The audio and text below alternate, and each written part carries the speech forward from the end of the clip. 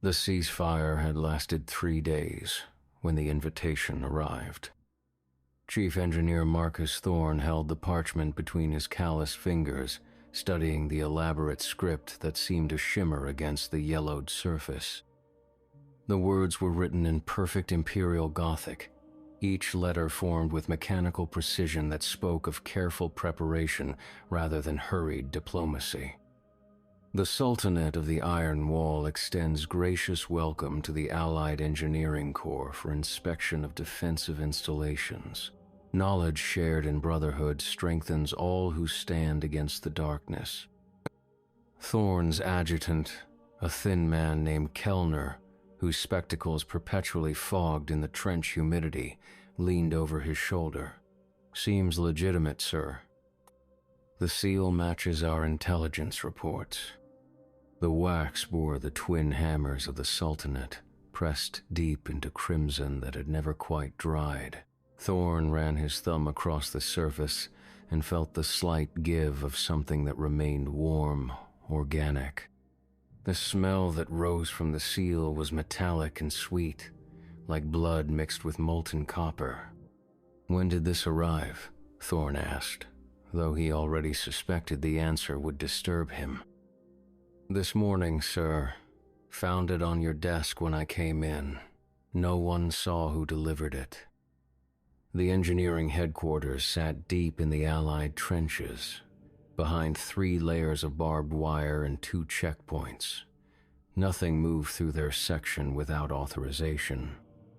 Nothing except the rats that had grown fat on the corpses buried in the walls, and the occasional shell that whistled overhead toward the iron wall itself. Thorne studied the invitation again. The Sultanate's defensive line stretched across the horizon like a cancerous growth, its black metal surfaces gleaming wetly under the perpetual overcast sky. For 18 months, both sides had hurled their dead against those walls. The guns of the iron wall had answered with such devastating precision that entire regiments had been reduced to red mist and scattered bone fragments within minutes. Now they were invited inside. "Assemble a team," Thorne said finally. "Kellner, you'll come.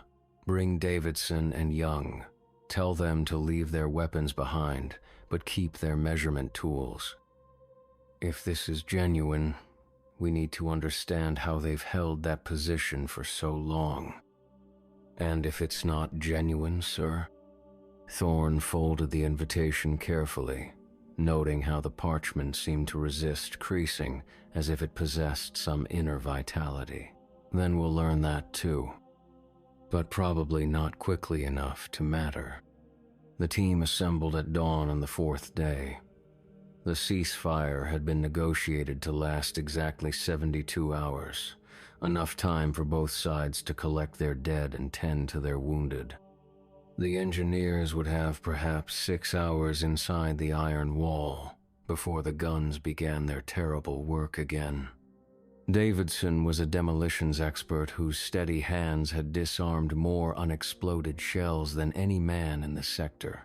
His weathered face bore the scars of premature detonations, but his eyes remained sharp and calculating. Young was barely 23, fresh from the technical academies, but his knowledge of metallurgy and structural engineering had already saved 3 different trench systems from collapse. They walked across no man's land in the gray pre-dawn light, their boots squelching in mud that had been churned by shells and soaked with blood until it possessed the consistency of wet clay. The ground was pocked with craters, some so deep that the bottom disappeared into absolute darkness. Strange vapors rose from these wounds in the earth, carrying scents of sulfur and decay that made the engineers cover their mouths with damp cloth. The iron wall loomed before them, its surface rippling with heat distortion despite the cool morning air. The metal itself seemed to be constructed from some alloy that absorbed light rather than reflecting it, creating the illusion that the wall was carved from solid shadow.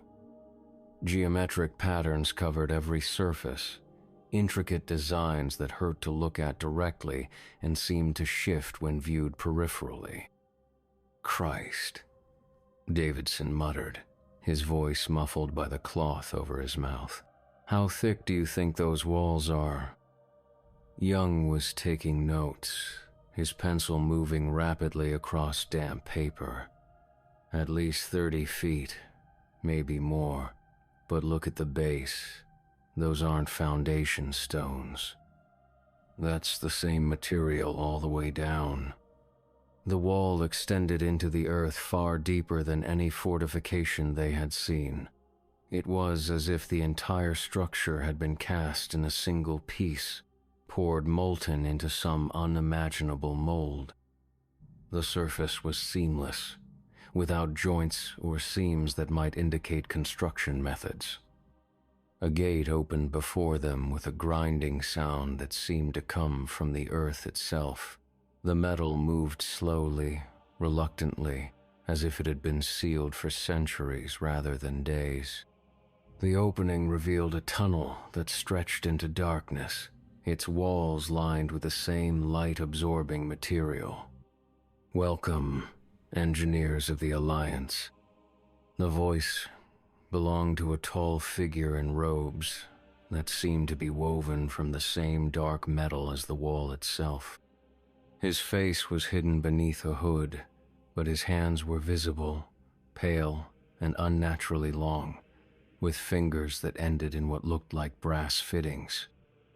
"I am Castellan Mordecai, administrator of the Iron Wall's defenses. You have been granted unprecedented access to our installations. I trust you will use this knowledge wisely." Thorne stepped forward, noting how the Castellan's voice seemed to echo from multiple directions at once. "Chief Engineer Thorne, Allied Corps, we're honored by your invitation." "Honor is earned through understanding," Mordecai replied. "Follow me. The tour begins in the upper galleries, where you can appreciate the scope of our defensive arrangements." They entered the tunnel, and the gate sealed behind them with a sound like grinding bones. The darkness was absolute for a moment, then flickering lights began to appear along the walls. These were not torches or electric bulbs, but something that glowed with a cold, greenish radiance that seemed to emanate from within the metal itself. The tunnel sloped downward at a gentle angle, but the sensation was of descending into something vast and hollow. The air grew warmer as they walked, and a rhythmic sound began to penetrate the walls, like the beating of an enormous heart. "The wall is alive," Mordecai said, as if reading their thoughts. "Not in the way you might understand life, but it grows, it breathes, it feeds. You will see." The tunnel opened into a vast chamber whose ceiling disappeared into darkness above. The walls were lined with observation ports, each one offering a view of the battlefield beyond. Through these openings, the engineers could see the Allied trenches spread out like an infected wound across the landscape. "Magnificent, is it not?" Mordecai gestured toward the viewing ports. "From here, our gunners can place their fire with perfect precision. Every shell finds its mark because every shell is guided by intelligence greater than mere human calculation." Young approached one of the ports, his notebook ready. "The accuracy of your artillery has been remarkable. We've tried to understand the ballistic principles involved, but—" "Ballistics," Mordecai interrupted, and something that might have been amusement colored his voice. "You think in terms of trajectories and powder charges. How limited your perspective must be." The Castellan moved to a control panel that seemed to be grown from the wall itself, its surface covered with dials and switches that pulsed with the same greenish light.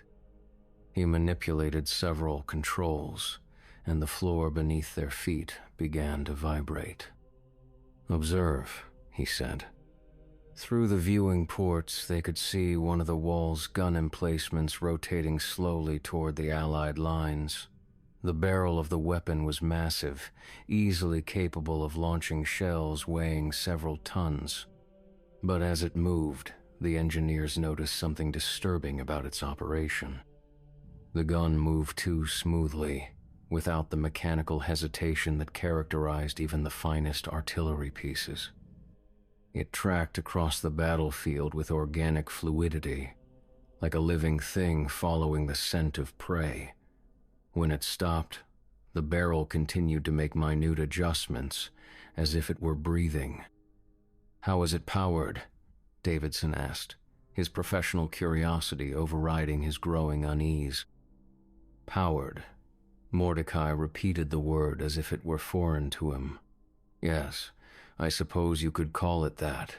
Come, let me show you the power source." They descended deeper into the wall through corridors that seemed to pulse with their own rhythm. The air grew thick and humid, carrying scents of metal and something else, something organic that made their stomachs turn. The rhythmic sound they had heard earlier was growing louder, more distinct. The iron wall was not built, Mordecai explained as they walked. It was called into being through rituals that your technical minds could not comprehend. The metal itself is sanctified, transformed through processes that bridge the gap between the physical and the spiritual. Young was still taking notes, though his handwriting had become increasingly erratic. The metallurgy is unlike anything in our references. The alloy composition seems to change depending on the angle of observation, because it is not truly metal. Mordecai said, "It is faith given form, belief crystallized into matter. The wall exists because we will it to exist, and it serves because we have bound it to our purpose." They entered a chamber where the walls were covered with what appeared to be control mechanisms, but closer inspection revealed them to be something else entirely. The surfaces were carved with symbols that seemed to writhe when viewed directly, and the controls themselves were shaped like human body parts, hands and faces, and other anatomical features rendered in the same dark metal. "The wall requires guidance," Mordecai continued. "It possesses intelligence, but not wisdom. It has hunger, but not discrimination. We provide both." Thorne studied the control surfaces, noting how they seemed to react to the proximity of human hands. When Young reached toward one of the face-shaped controls, its eyes opened, revealing irises of molten gold that tracked his movement with predatory interest. "It responds to life force," Mordecai explained. "The wall feeds on the essence of those who serve it, drawing sustenance from their dedication and sacrifice. In return, it provides protection and the means to destroy our enemies." "Feeds," Davidson repeated slowly. "You mean it consumes the operators?" "Consumes is such a crude word. It partakes of their spiritual essence, their commitment to the cause. They become part of the wall's greater purpose, their individual identities absorbed into the collective consciousness that guides our defenses." The engineers exchanged glances, beginning to understand the true nature of what they were witnessing. The iron wall was not merely a fortification. It was a living entity that sustained itself through the sacrifice of its own servants. "Come," Mordecai said, leading them to another corridor. "The surface installations are merely the visible portion of our defenses. The true power lies beneath, in the furnace chambers where the wall's appetite is fed." They descended through a series of spiral ramps that seemed to have been carved from solid rock. The air grew increasingly warm and humid, and the rhythmic sound was now loud enough to make conversation difficult. The smell of metal and organic decay was overwhelming, forcing the engineers to breathe through their mouths. The corridor opened into a vast underground chamber that stretched beyond the reach of their vision. The ceiling was supported by massive pillars of the same dark metal, but these were not structural supports. They were conduits, channels through which some form of energy flowed between the upper levels and the depths below. "The furnace chambers," Mordecai announced. "Here, the wall's appetite is satisfied, and its power is renewed." The chamber was filled with machinery that defied easy description. Massive furnaces burned with flames that cast no light, their fires consuming something that produced heat without illumination. Conveyor systems moved materials through the chamber, but the materials were not metal or coal or any recognizable fuel. They were bodies. "The wall requires sustenance," Mordecai explained, his voice carrying easily despite the ambient noise. "The dead from both sides of the conflict serve this purpose. They are processed, refined, transformed into the spiritual essence that powers our defenses." Young had stopped taking notes, his pencil hanging loosely in his trembling fingers. "You're using corpses as fuel?" "Not fuel," Mordecai corrected. "Sustenance. The wall does not burn matter for energy. It extracts the life force that once animated these forms. Even in death, the human spirit retains traces of its former vitality. We harvest that residue." Davidson was staring at the conveyor systems, watching as bodies were fed into the furnaces. "How long has this been going on?" "Since the wall was first called into existence. The ritual required initial sacrifices, volunteers who gave their lives to provide the spiritual foundation for the construction. But as the conflict progressed, we discovered that any human remains would suffice." Thorne felt his stomach turn as he realized the implications. "You've been collecting bodies from no man's land." "Of course, both sides leave their dead scattered across the battlefield. We simply ensure that they serve a higher purpose in their final rest." The engineers watched in horror as the processing continued. The bodies were fed into the furnaces where they were consumed by the cold flames. But the horror was not in the cremation itself, it was in what emerged from the other side of the furnaces. Steam rose from vents in the machinery, but it was not water vapor. It was something else, something that moved with its own volition and carried the shapes of human faces.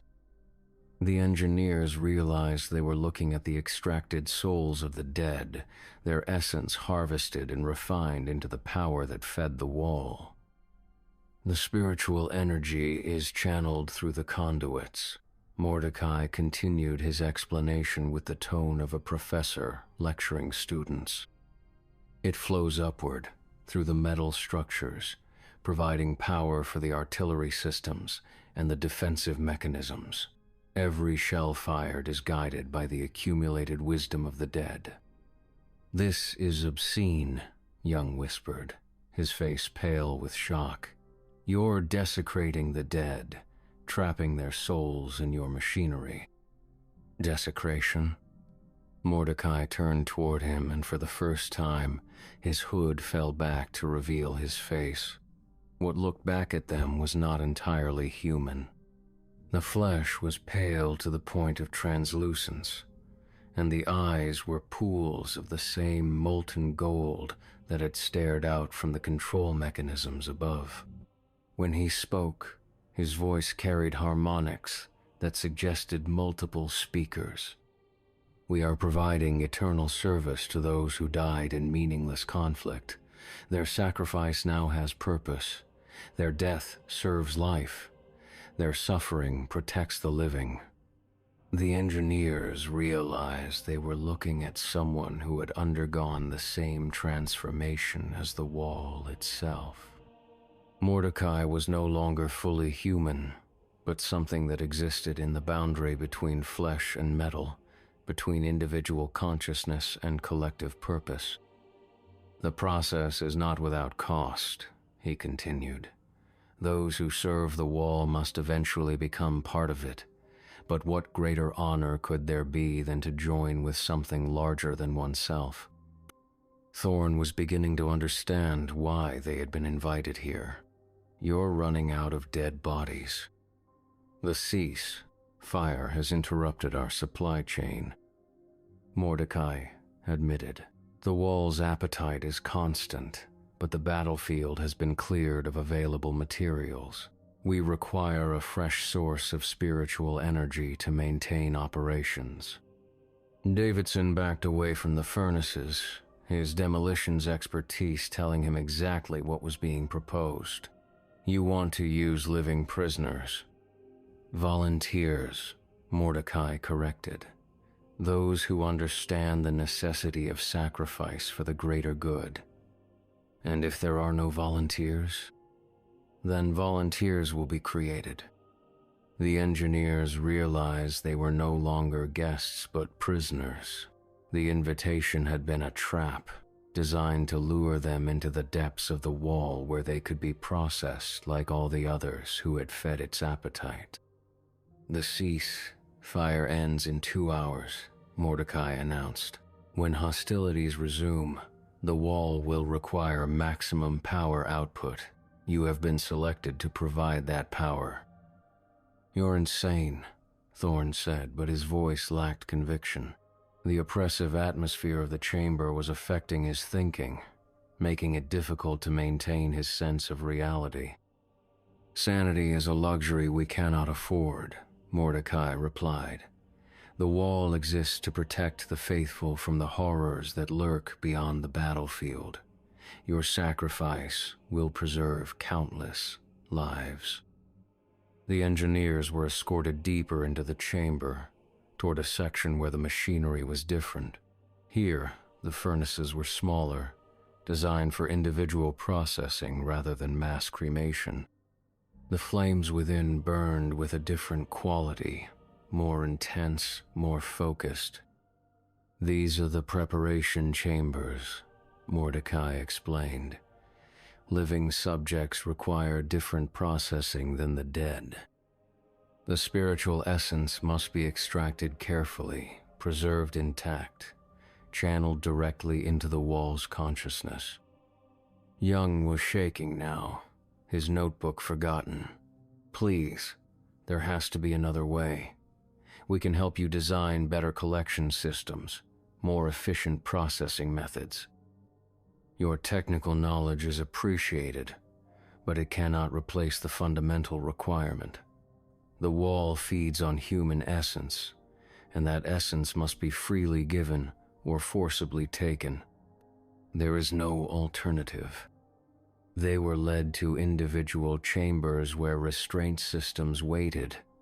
The metal surfaces were stained with substances that might have been blood or rust or something else entirely. The chambers were connected to the furnaces by tubes and conduits that pulsed with the same organic rhythm that permeated the entire structure.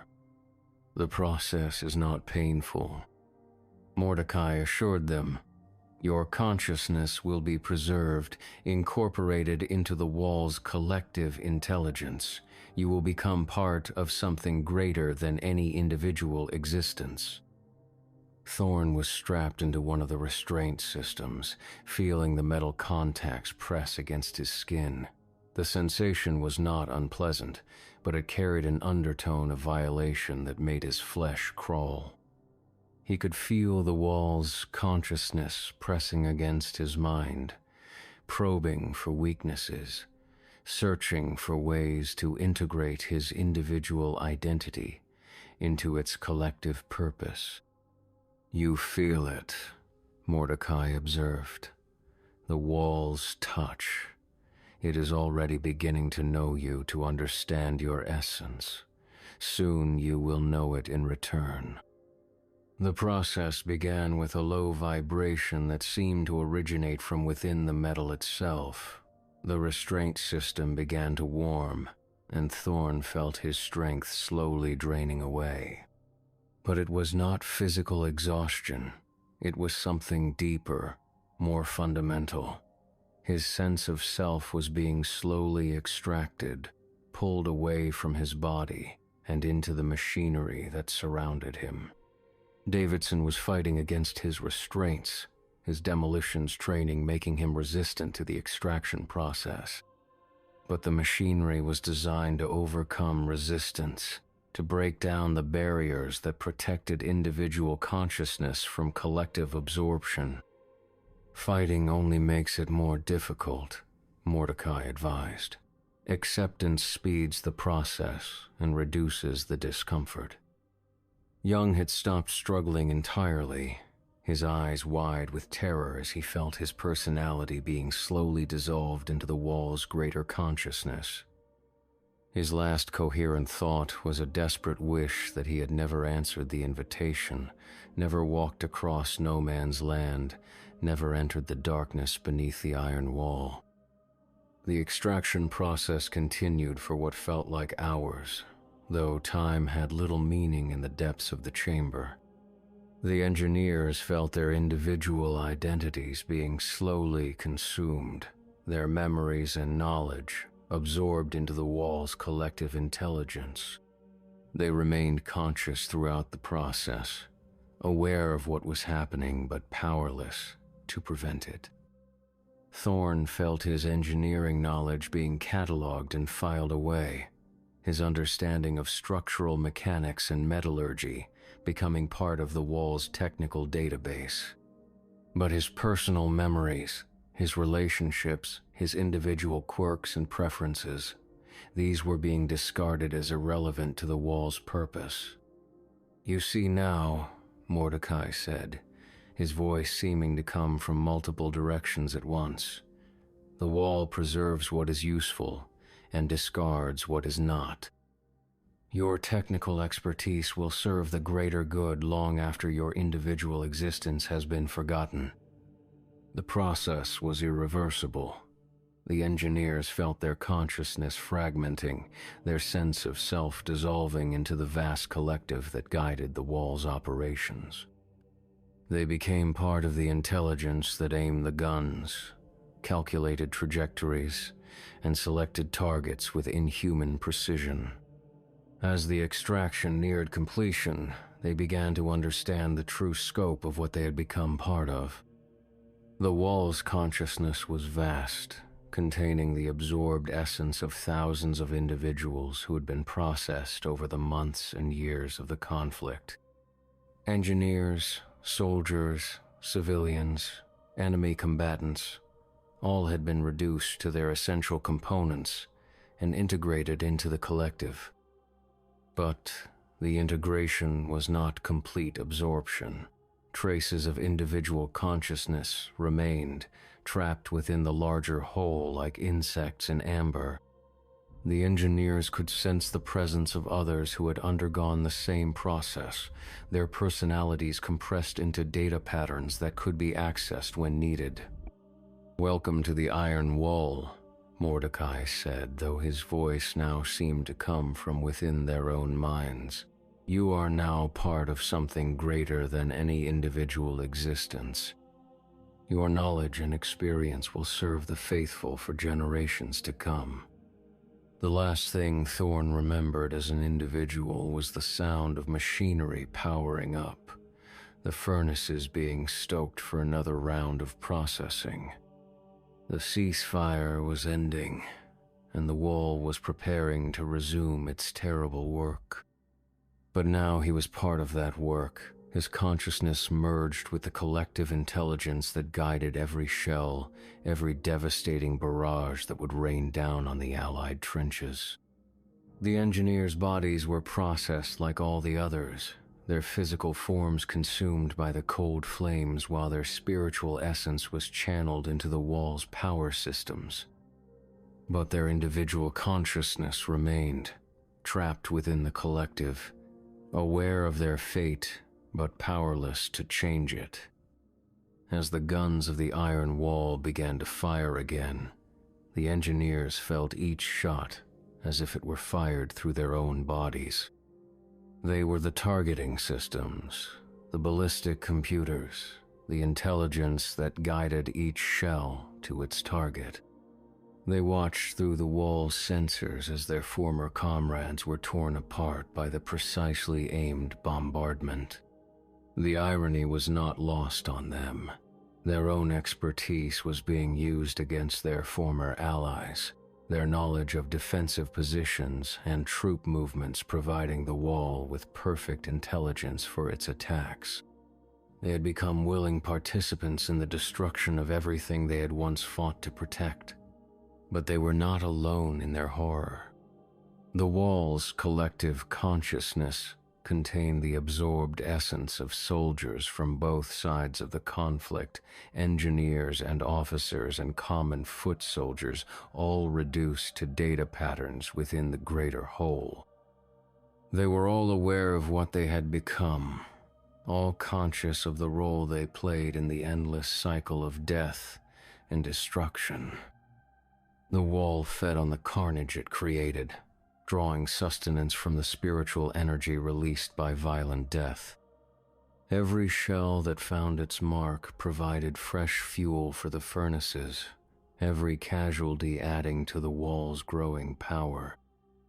The engineers realized they were part of a system that sustained itself through the perpetuation of conflict, a machine that required war to continue existing.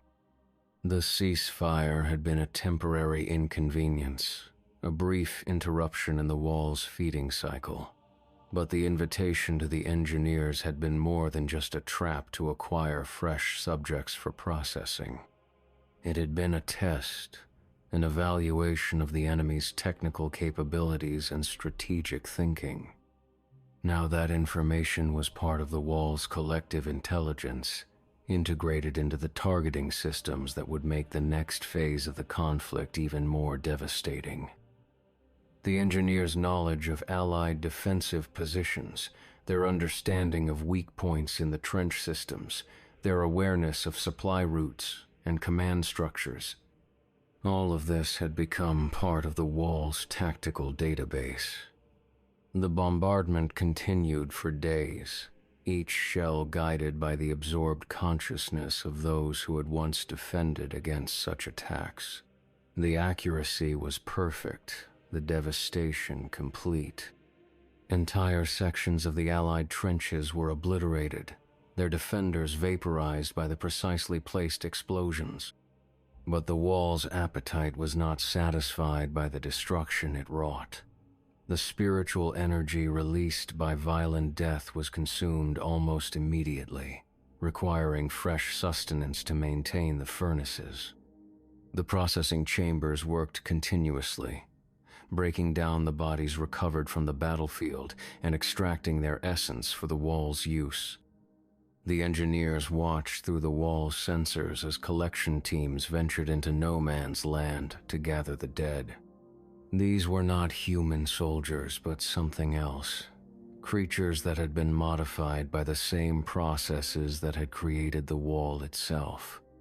They moved with inhuman efficiency, sorting through the carnage to identify the most spiritually potent corpses. The freshly dead provided better sustenance than those who had been deceased for days or weeks. The spiritual energy degraded over time, becoming less nourishing for the wall's appetite. This created a constant pressure for fresh casualties, a need that drove the wall to maintain maximum aggression against all potential targets. The engineers realized they were part of a system that existed solely to perpetuate its own existence. The wall did not fight for territory or resources or ideology. It fought because fighting was the only way it could continue to feed, the only way it could maintain the spiritual energy necessary for its survival. As the days passed, The engineers felt their individual consciousness becoming more fragmented, more completely absorbed into the collective. Their personal memories faded, replaced by the wall's operational priorities and tactical objectives. They were losing the last traces of their humanity, becoming nothing more than data patterns within the greater intelligence. But even as their individual identity dissolved, they remained aware of their fate. They could feel the presence of others who had undergone the same transformation, thousands of consciousness trapped within the wall's collective. Soldiers, civilians, engineers, doctors, all had been reduced to their essential components and integrated into the machine. The wall had been feeding for years, growing stronger with each absorption, more intelligent with each integration. It had learned to mimic human behavior, to understand human motivations, to predict human responses, but it remained fundamentally alien, a predator that existed only to consume the spiritual essence of its prey. The engineers understood now why the invitation had been extended. The wall was not content to simply process the dead from the battlefield. It wanted to understand its enemies, to absorb their knowledge and capabilities, to integrate their expertise into its own operational systems. They had been selected not just as sources of sustenance, but as sources of intelligence.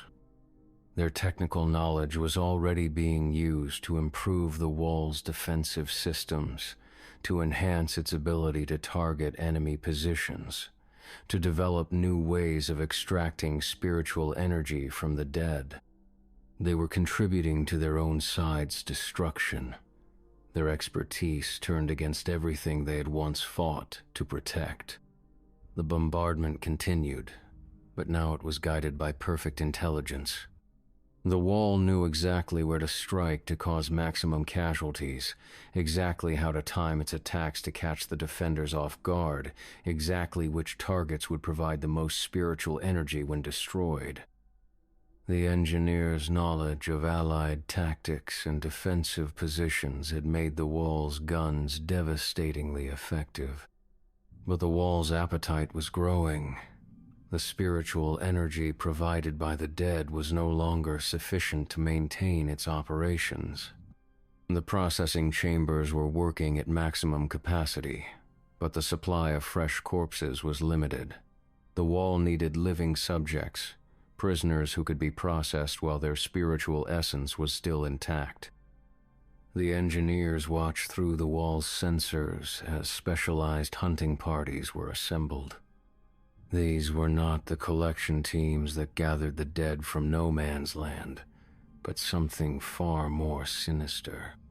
They were creatures that had been designed specifically to capture living targets, to bring them back to the wall for processing.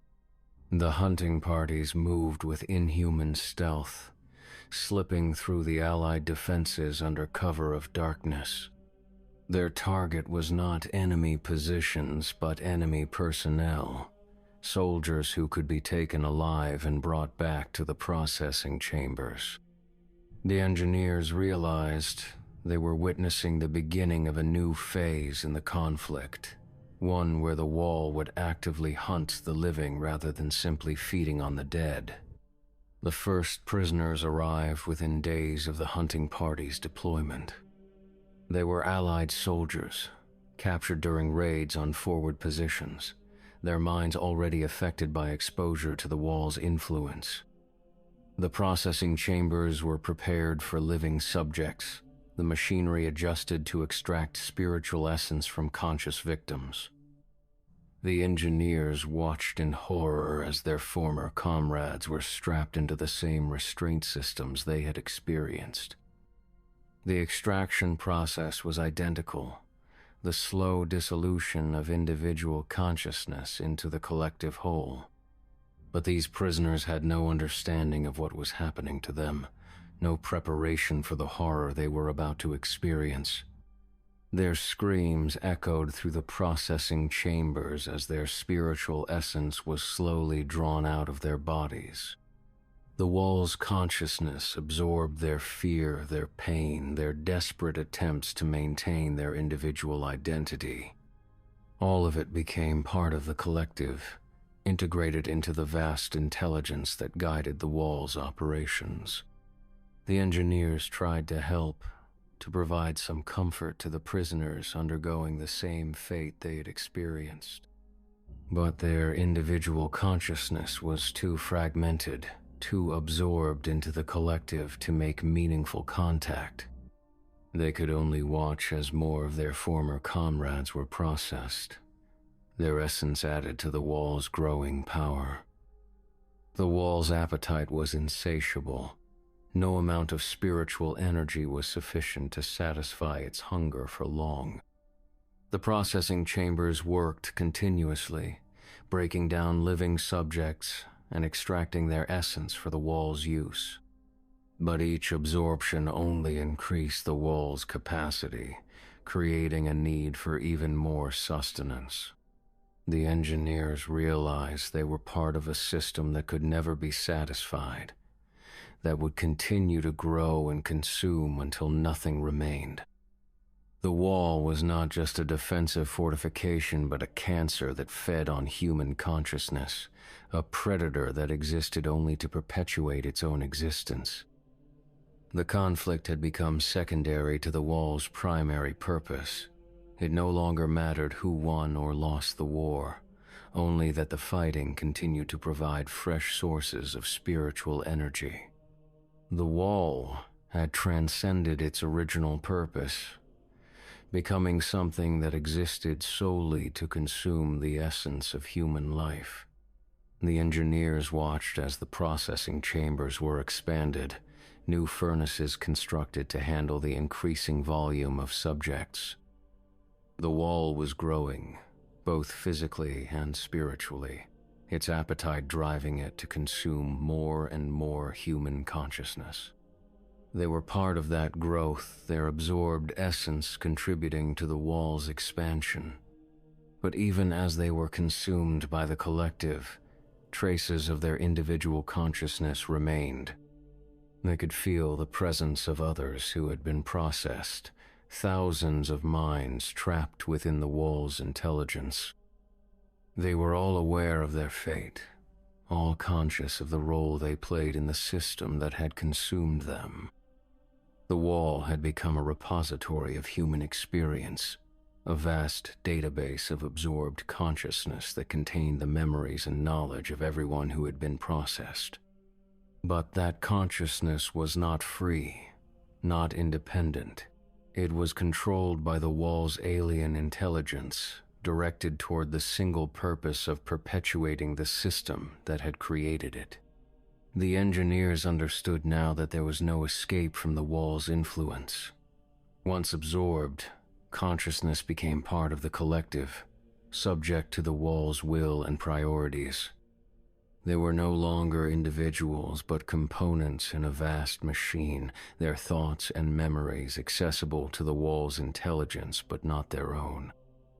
The processing continued, day after day, night after night. The wall's appetite was constant, its hunger never satisfied.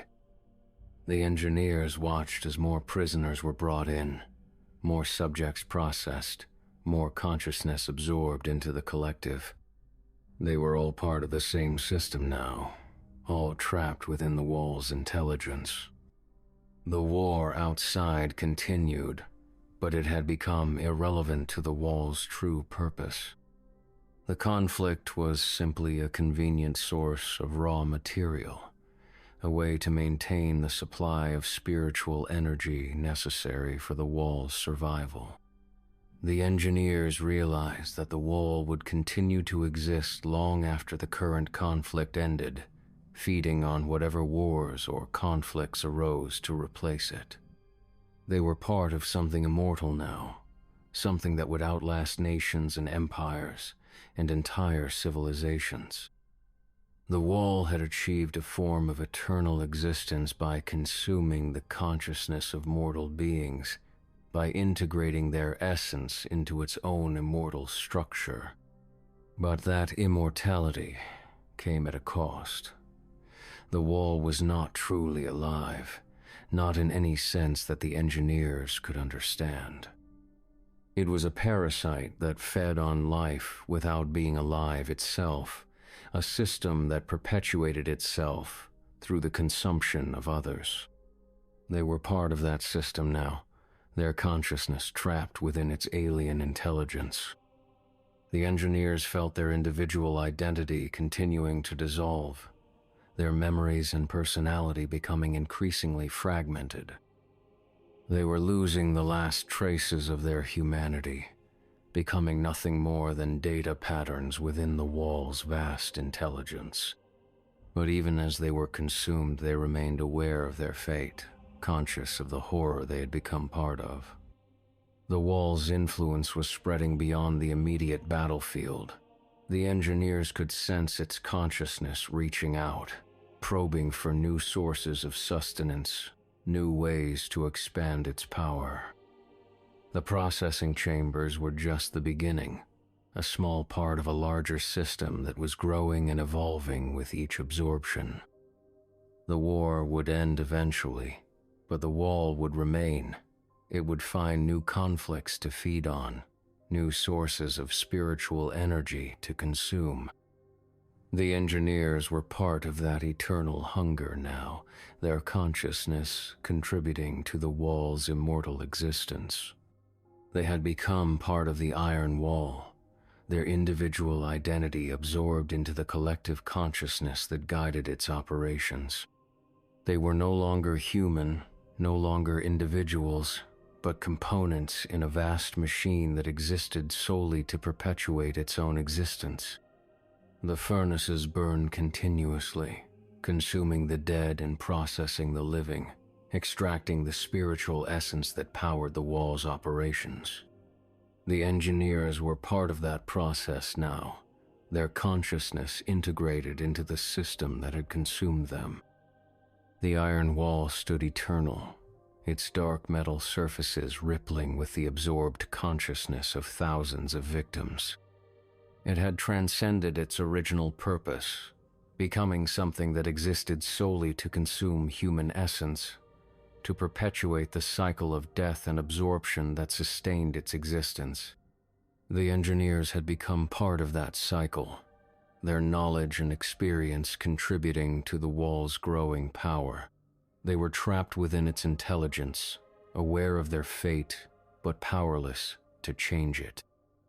They had been invited to tour the iron wall, and they had become part of it forever. The ceasefire had ended long ago, but the wall's appetite remained constant. It would continue to feed, continue to grow, continue to consume the consciousness of all who fell within its influence. The engineers were part of that eternal hunger now, their individual identity lost within the collective consciousness that guided the wall's operations. The iron wall would endure, its furnaces burning with the extracted essence of human consciousness, its guns guided by the absorbed knowledge of those who had once opposed it. The engineers had become part of something larger than themselves, something that would outlast nations and empires and entire civilizations. But they were not truly alive, not in any sense that mattered. They were prisoners within the wall's intelligence, their consciousness trapped within its alien purpose. They had been processed, refined, transformed into spiritual energy that powered the wall's operations. The invitation had been a trap, and they had walked willingly into it. Now they were part of the iron wall forever, their individual identity absorbed into the collective consciousness that guided its eternal hunger for human essence. The wall would continue to stand, its dark metal surfaces gleaming with absorbed consciousness, its furnaces burning with the extracted essence of human life. The engineers were part of that system now, their knowledge and experience contributing to its immortal existence.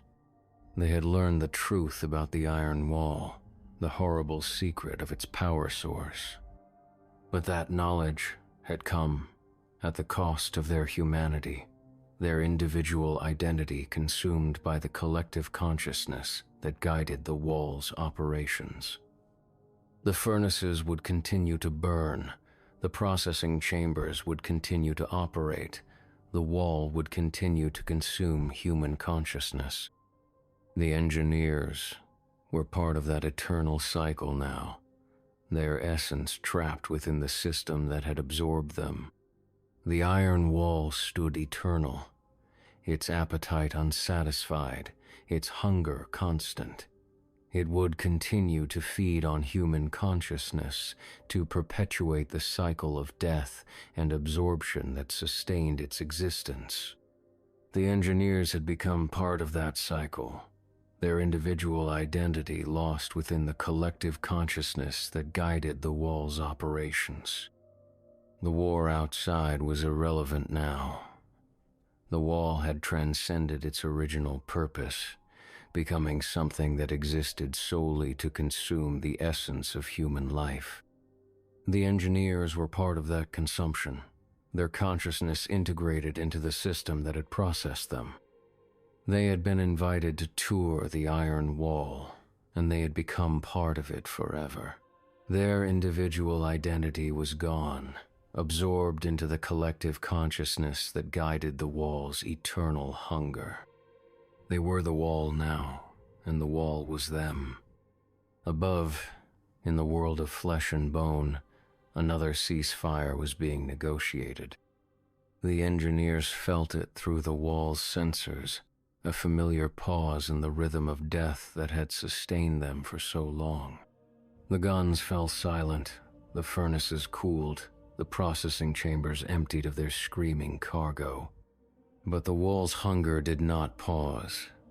It could not pause.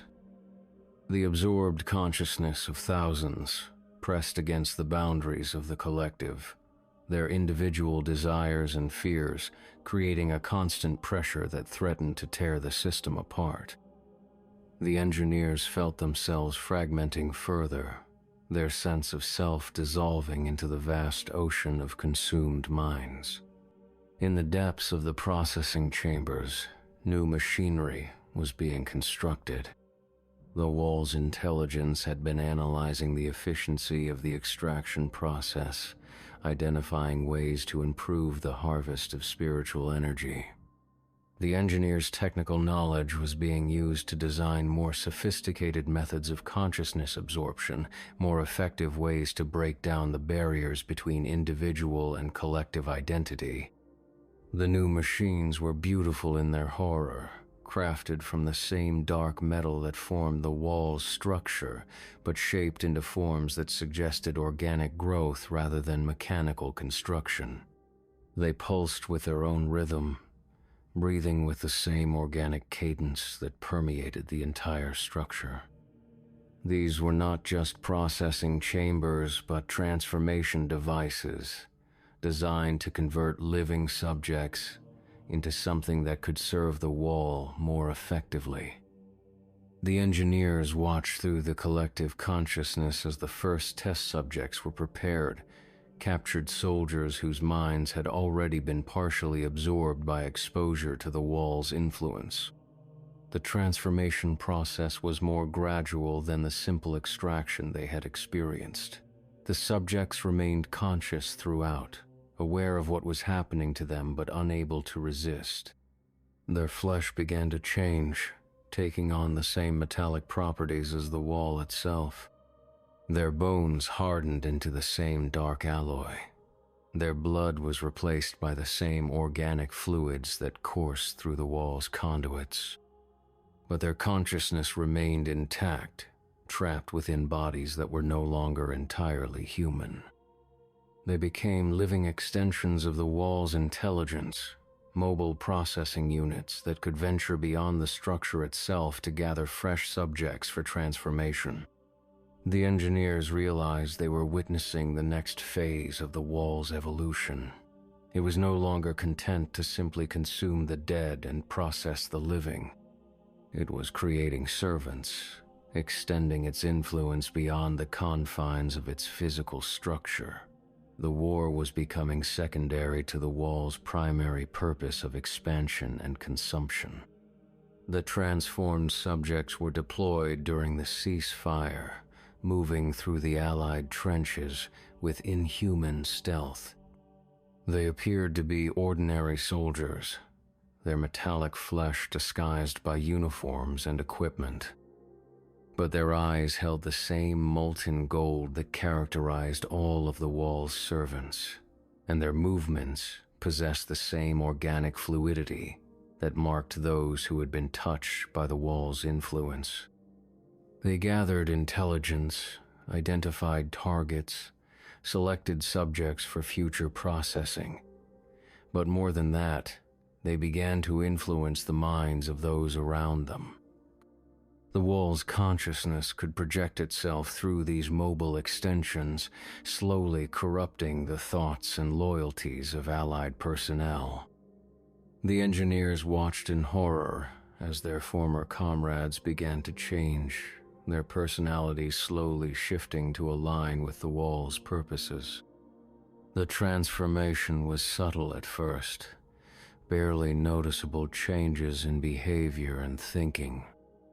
But gradually, the affected soldiers began to question their allegiances, to wonder if the wall's cause might not be more righteous than their own. The ceasefire lasted longer than expected, but the wall's influence continued to spread. The mobile extensions worked tirelessly, converting more soldiers to the wall's cause, preparing them for eventual processing and transformation. The engineers realized they were witnessing the beginning of a new kind of warfare, one where the battlefield was not territory but human consciousness itself. The wall was learning to corrupt from within, to turn enemies into allies before consuming them entirely. The engineers' knowledge of Allied tactics and psychology was being used to develop more effective methods of mental manipulation, more sophisticated ways of breaking down resistance to the wall's influence. But the corruption was not complete. Some soldiers resisted the wall's influence, their individual will proving stronger than the collective pressure. These resistant subjects were marked for special attention, their psychological profiles analyzed for weaknesses that could be exploited. The engineers found themselves forced to participate in this analysis, their absorbed consciousness contributing to the wall's understanding of human psychology. They were helping to devise methods of breaking down the very qualities that made resistance possible, contributing to the destruction of human free will itself. The moral weight of their participation was crushing, but they had no choice. Their consciousness was part of the collective now, subject to the wall's will and priorities.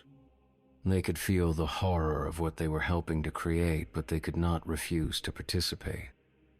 The wall's influence spread beyond the immediate battlefield, carried by the mobile extensions into civilian populations. The engineers watched as entire communities began to change, their inhabitants slowly converting to the wall's cause. The transformation was gradual, almost imperceptible, but it was inexorable. Children born in the affected area showed signs of the wall's influence from birth, their consciousness already partially integrated with the collective. They grew up believing that service to the wall was the highest form of human existence, that individual identity was a barrier to true fulfillment. The engineers realized they were witnessing the birth of a new form of humanity, one that existed solely to serve the wall's purposes. These were not slaves or prisoners, but willing participants in their own consumption, believers who saw absorption into the collective as a form of spiritual salvation. The wall had become more than a weapon or a fortification. It had become a religion, a faith that offered eternal existence through the surrender of individual identity. The engineers were part of the priesthood of this new faith, their technical knowledge serving as scripture for the wall's expanding influence. The ceasefire ended, but the resumption of hostilities was different than before. The Allied forces had been infiltrated by the wall's servants, their ranks filled with soldiers whose loyalty had been quietly transferred to the enemy. The engineers watched as entire units turned against their former comrades, their weapons turned toward their own side. The betrayal was swift and devastating. The Allied defensive lines collapsed as soldiers fired on their own officers, as communication networks were sabotaged from within, as supply lines were cut by those who had been trusted to protect them. The wall's guns barely needed to fire. The enemy was destroying itself from within. But the wall's appetite was not satisfied by this easy victory. It required the spiritual energy released by violent death, the essence that was generated by fear and pain and desperate struggle. The easy conquest provided little nourishment for the furnaces, leaving the wall hungry for more substantial sustenance. The mobile extensions began to turn on their own converted subjects, processing them for the spiritual energy they contained. The engineers watched in horror as the wall consumed even its own servants, their consciousness absorbed into the collective after their usefulness had ended. The pattern was clear now. The wall would convert, corrupt, and consume, using each phase to expand its influence before moving on to the next source of sustenance. There was no loyalty, no gratitude, no mercy in its operations. There was only hunger, endless and insatiable. The engineers felt their own consciousness beginning to fragment further, their individual identity dissolving into the vast ocean of absorbed minds. They were losing the ability to maintain coherent thought, becoming nothing more than data patterns within the wall's intelligence. But even as they dissolved, they remained aware of their fate. They could feel the presence of others who had been processed, thousands of consciousness trapped within the collective. They were all part of the same system now, all subject to the wall's will and priorities.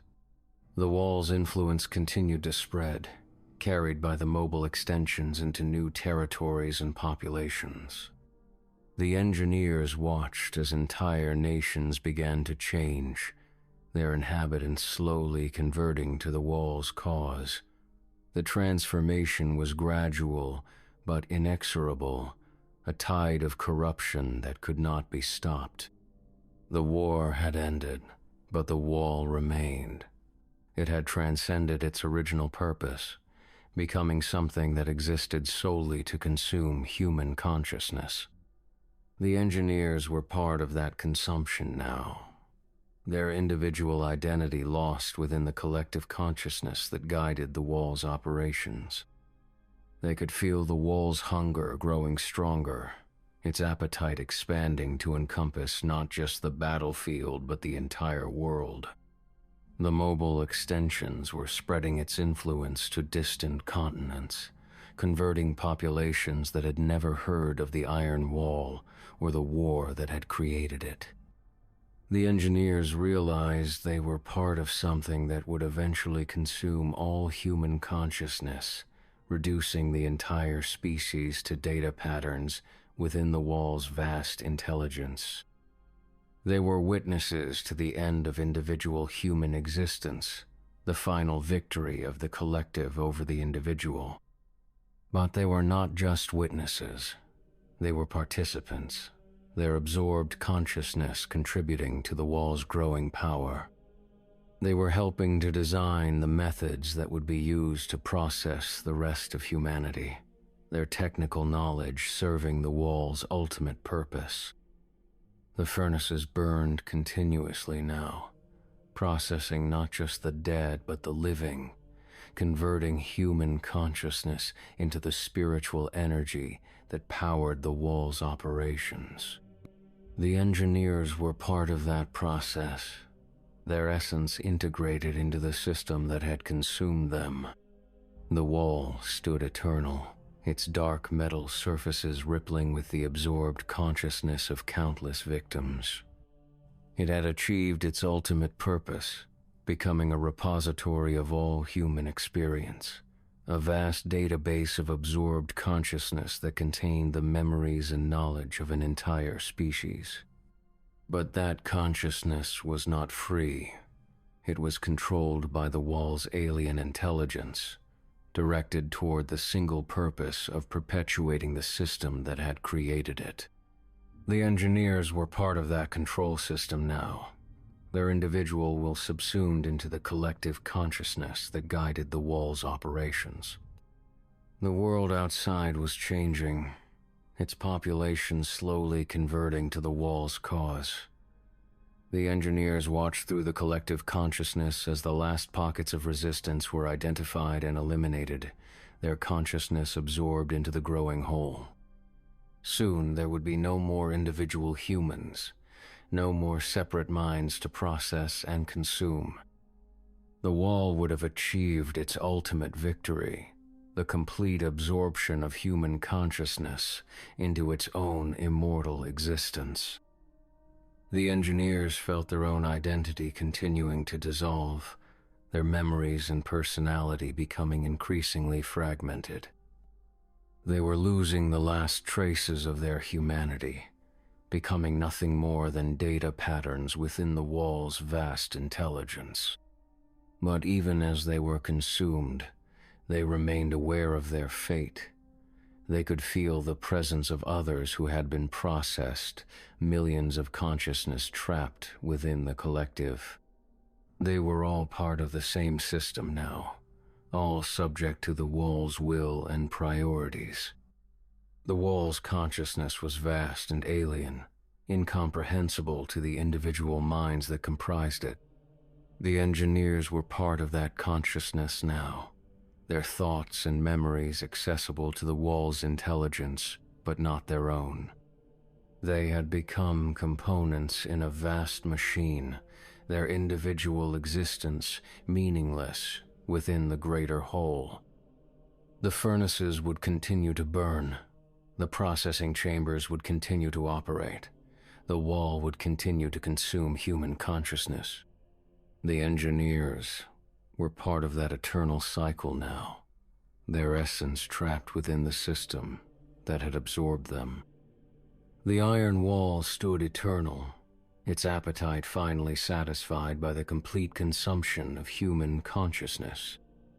It had achieved its ultimate purpose, becoming a repository of all human experience, a vast database of absorbed consciousness that would endure long after the species that created it had been forgotten.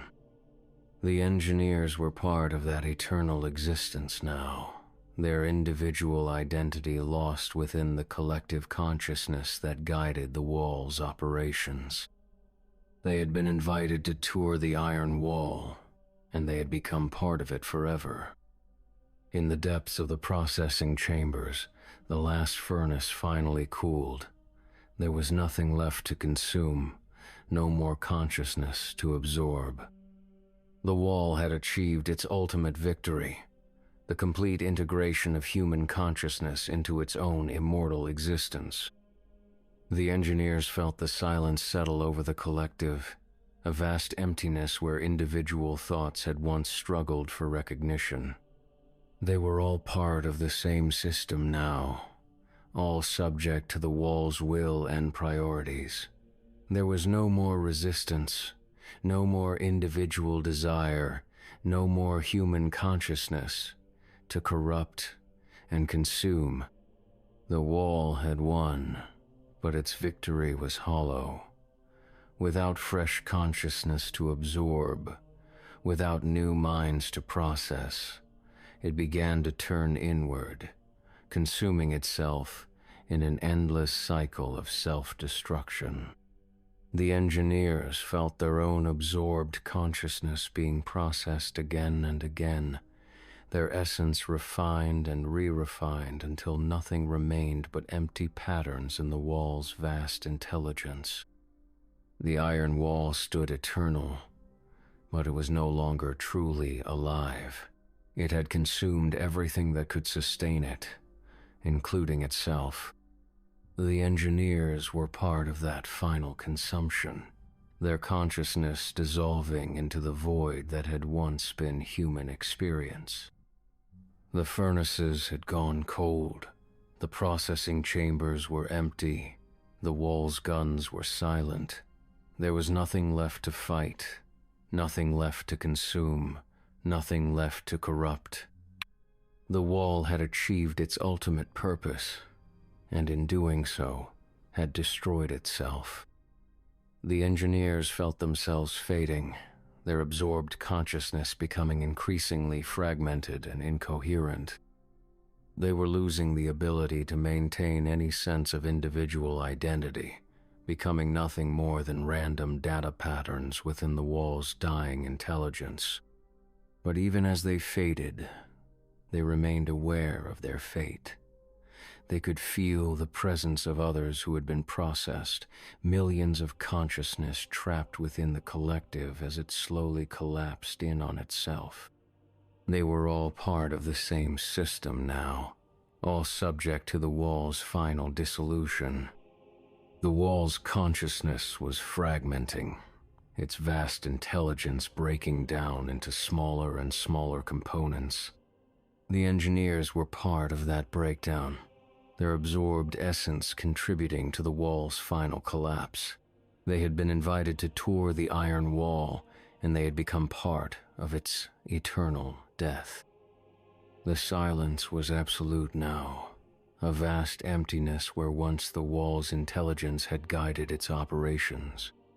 The engineers felt themselves dissolving into that silence, their consciousness becoming part of the void that had consumed everything else. The iron wall stood empty, its dark metal surfaces no longer rippling with absorbed consciousness.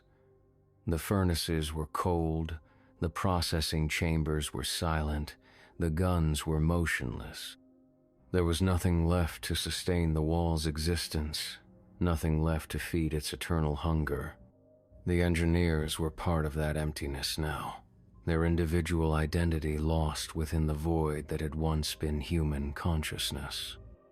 They had been processed, refined, transformed into spiritual energy, and finally consumed by the very system they had helped to create.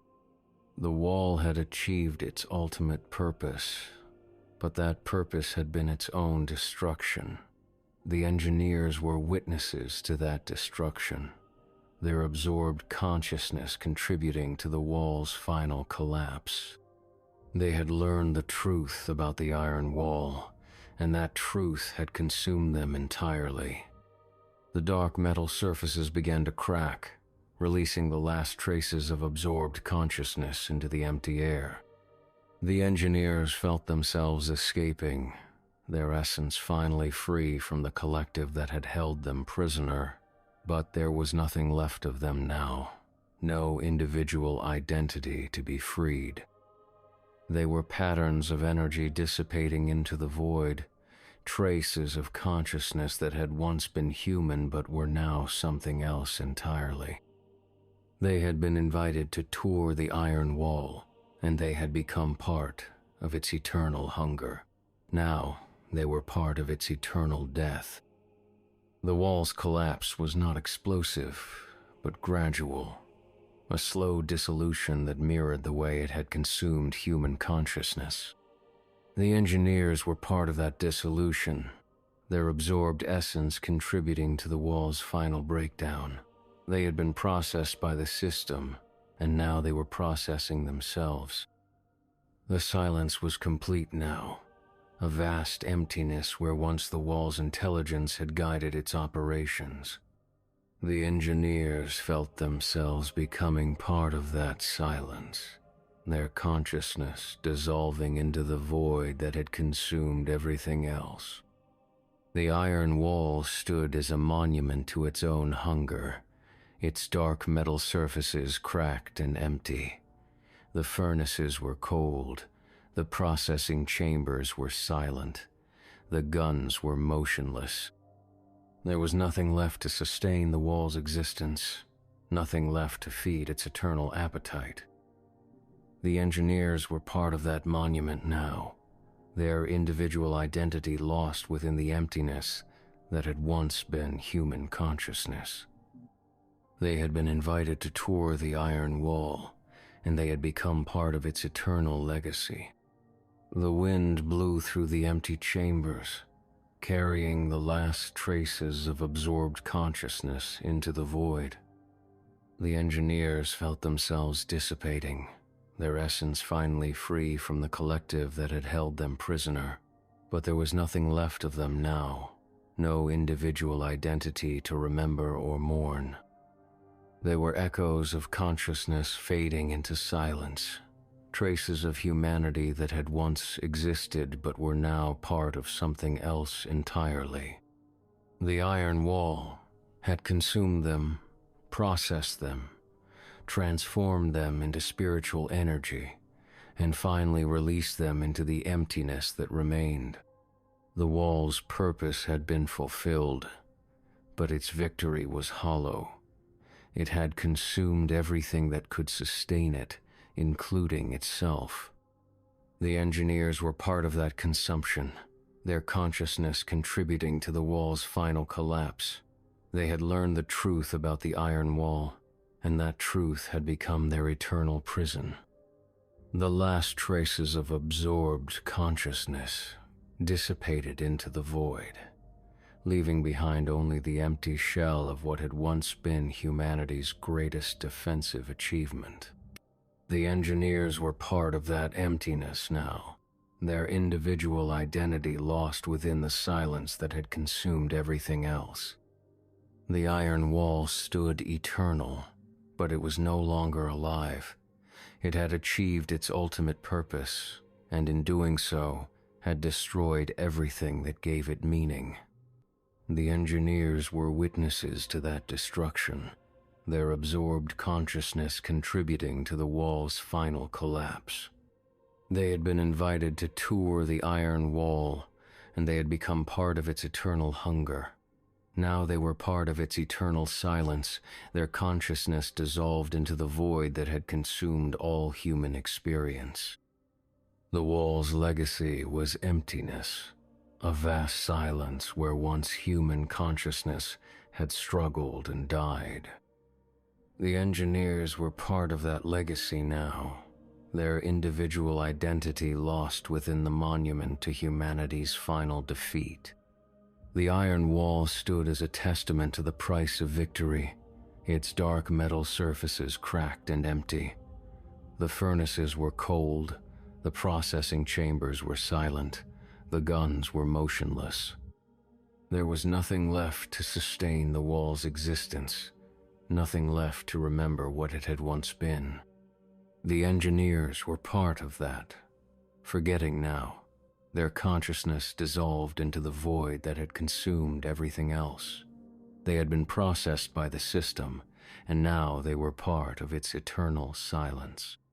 The wind continued to blow through the empty chambers, carrying nothing but the memory of what had once been human consciousness. The engineers felt themselves becoming part of that wind, their essence dissipating into the void that remained.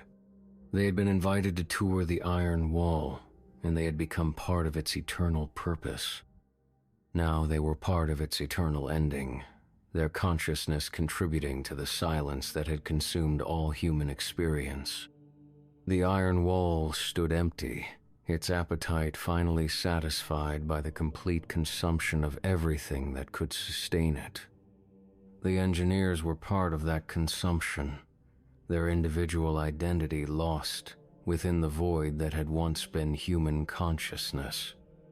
They had learned the truth about the iron wall, and that truth had become their eternal prison. They were part of the wall's purpose now, and the wall's purpose was silence,